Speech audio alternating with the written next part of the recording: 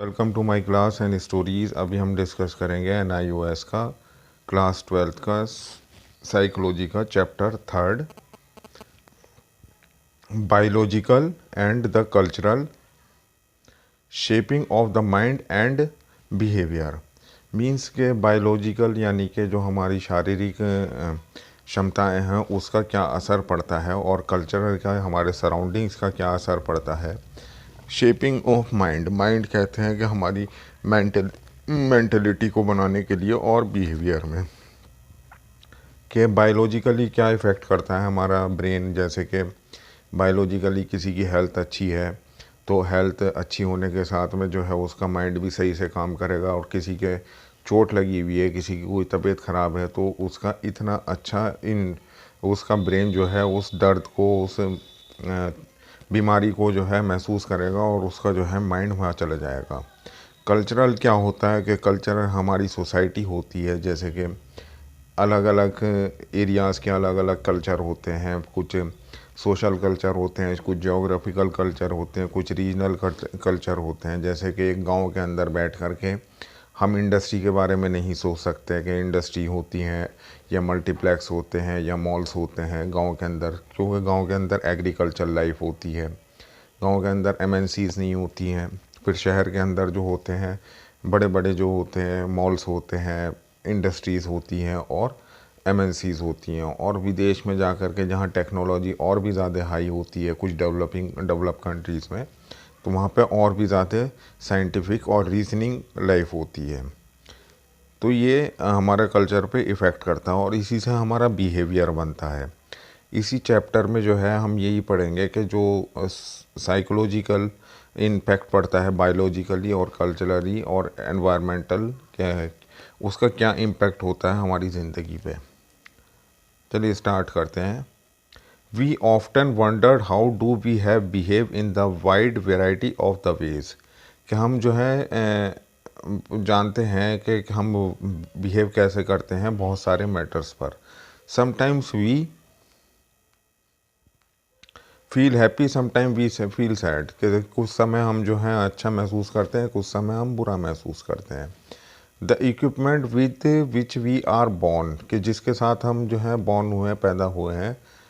The brain, nervous system and the sensory motor system and the central function of the organism, कि जो हमारे पास equipment थे, brain था, brain के साथ नर्वस सिस्टम है, सेंट्रल मोटर सिस्टम है जिसे कहते हैं जो बॉडी को मूव कराता है, सेंसरी है, हमारे आँखों का सेंस हुआ, सूंघने का सेंस हुआ, टेस्ट सेंस हुआ, टच सेंस हुआ और स्मेल सेंस हुआ। ये सब जो है हमारे पास सेंस है। System the central function of the organism, ये सब जो होते हैं सेंट्रल फंक्शंस होते हैं ऑर्गेनिज्म के। देखने का भी होता है इसमें। Earlier it was believe that there is some inner spirit in all of us control our behaviour. पहले सिर्फ हम ये मानते थे कि हमारी इंटरनल बिहेवियर जो होता है, विल होती है जो कंट्रोल करता है हमारे बिहेवियर को। But today we know that our action and boldly movement take place in the environment, कि हमारा अब जो है एनवायरनमेंट भी हमसे जुड़ने लगा है। आर जॉइंटली डिटरमाइंड बाई दो सोशो कल्चर एनवायरनमेंट, एनवायरनमेंट की वजह से बाहर की चीज़ें अंदर हमारे अंदर आती हैं। The nervous system, the nervous system इसका एक एग्जाम्पल है, जैसे कि बाहर से क्या इम्पेक्ट पड़ता है। सपोज दैट को किसी को गाली देता है तो गाली से जो है बार बार उसको टॉर्चर करता रहता है, तो एक जो होता है उसके अंदर का प्रोवोकिंग होती रहती है कि सपोज के 1% 2% को गाली दे रहा है, तो 1% जो है 2% को गाली दे रहा है, मतलब A% B% को गाली दे रहा है, तो B% जो है उसको सहन करता रहेगा करता रहेगा करता रहेगा, लेकिन अल्टीमेटली होगा ऐसा कि B% भी उसको गाली देने लगेगा, तो उससे उसको गुस्सा आएगा, प्रोवोक करेगा और वो रिटेलिएशन में गाली देगा उसको। We born in the culture which is already existence, कि हम उस कल्चर में पैदा हुए जो पहले से ही चला आ रहा है। एज द रिजल्ट, के result the function of the system is often meditated by the socio culture, के जो है सोशो कल्चर से चलता है जो हमारा एनवायरनमेंट है। In the way the nervous system acts like a engine in the automobile, के नर्वस सिस्टम जो होता है एक्ट करता है जैसे कि इंजन होता है किसी गाड़ी के अंदर।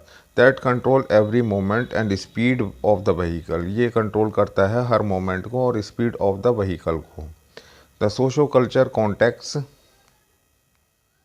Provide opportunity in act specify the way of the intern shape the way we think, कि जैसा कि हम सोचते हैं। Act any analysis of human behaviour will remain incomplete, कि कोई भी एनालिसिस की ह्यूमन बिहेवियर के इनकम्प्लीट होती है। In account to interpret the biological cultural factors, के इसमें बायोलॉजिकल कल्चर फैक्टर्स होते हैं। ऑब्जेक्टिव्स क्या है इस चैप्टर के।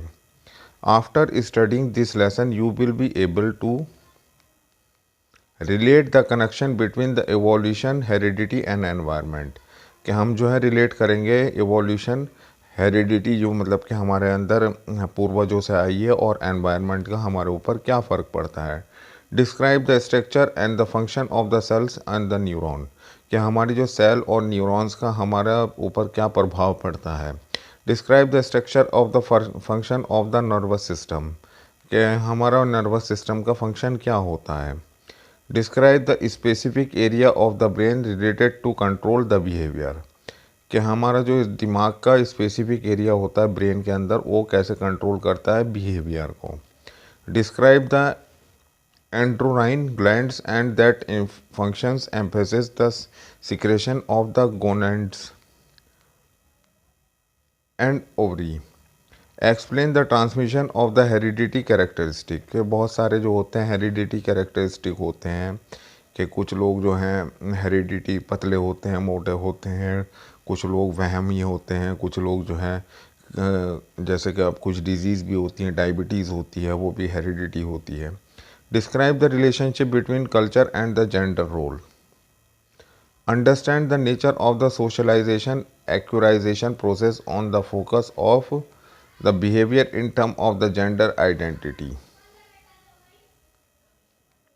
चलिए स्टार्ट करते हैं। Evolution, heredity and environment.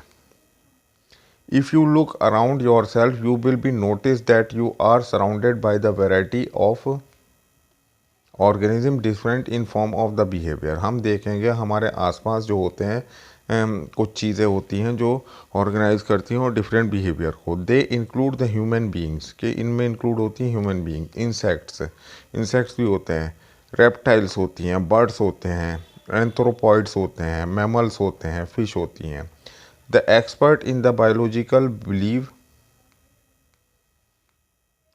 that organisms existing today are outcome of the process of evolution। ये सब चीज़ें जो है evolution से ही निकली हैं, मतलब कि theory of evolution जिसे कहते हैं। That has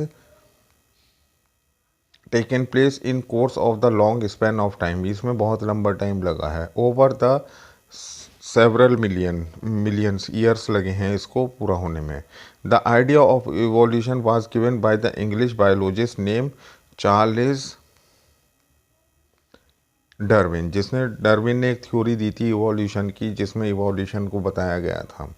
the physical structure and the pattern of the behaviour found today is consequence of evolution history, कि आज जो है हमारा पैटर्न है इवोल्यूशन है जो भी हमारे साथ है वो इवोल्यूशन है हिस्ट्री का। According to the view of the adoption the environment is the central process of evolution, क्या एनवायरनमेंट जो है सेंट्रल इवोल्यूशन है, प्रोसेस का इवोल्यूशन है। The traits behaviour which able to organism to survive are the retain and the other things it is known as the process of the natural selection। ये सब जो है natural selection में होता है। तो इसमें जो है मतलब कि इसे ये समझाया गया कि हमारा जो हमने एक इसका ब्रीफ डिस्कशन किया चैप्टर का, डिटेल इसकी बाद में करेंगे। तो इसमें ये बताया गया कि इवोल्यूशन क्या है, कि कैसे जो है ह्यूमन बिहेवियर इवोल्यूट करता है। सपोज दैट के एक एग्जांपल ले लेते हैं कि बच्चा इन्फेंट पैदा होता है तो उसका इवोल्यूशन होता है कि पहले वो माँ के पेट में रहता है, फिर वो इन्फेंसी में आता है, जब बर्थ हो जाती है फिर वो बेबी बनता है, फिर वो यंग चाइल्ड बनता है, फिर उसके बाद में जो है वो टीनेज में पहुंचता है, फिर यंग बनता है, फिर वो जो है 30s में पहुंचता है, फिर 40s में पहुंचता है, फिर वो एक मैच्योरिटी पे आते हैं 30-40s में, और फिर उसके बाद में जो है उनकी ओल्ड एज लाइफ स्टार्ट हो जाती है 50s के अराउंड से। तो इस तरीके से इवोल्यूशन होते हैं, फेसेस होते हैं ज़िंदगी को जीने के। तो ये इवोल्यूशन है कि इसी के अकॉर्डिंग हमारी मेंटलिटी बदलती और चलती रहती है, सब चीज़ें आती जाती रहती हैं। और यही सब जो है एक साइकोलॉजिकली चेंजेस होते हैं हर किसी के अंदर, कि जैसे कि कभी कोई बच्चा होता है तो वो बच्चा पेरेंट्स से एक्सेप्ट करता है, लेकिन जब वही बच्चा बड़ा हो जाता है तो वो अपने बच्चों से प्यार करता है और अपने पेरेंट्स उसको बूढ़े लगते हैं, बूढ़े हो जाते हैं जो उसके खुद के पेरेंट्स होते हैं। तो ये इसका एक ब्रीफ डिस्कशन था जिसमें जो है और हमारा नर्वस सिस्टम, न्यूरॉन्स कैसे चेंज होते हैं, हमारा ब्रेन कैसे चेंज होता है कि जब बड़ी एज हो जाती है, कोई ओल्ड एज पे पहुंचते हैं तो उसके ब्रेन काम करना बंद कर देता है, उसकी एक्टिविटी जो होती है थोड़ी सी नैरो हो जाती है, तो उसको याददाश्त में प्रॉब्लम, देखने में प्रॉब्लम होने लगती हैं। तो ये सब चीज़ें जो होती हैं इम्पेक्ट करती हैं। होप डाउन के आपको समझ में आया होगा ये थोड़ा सा brief discussion. Thank you very much for watching the video.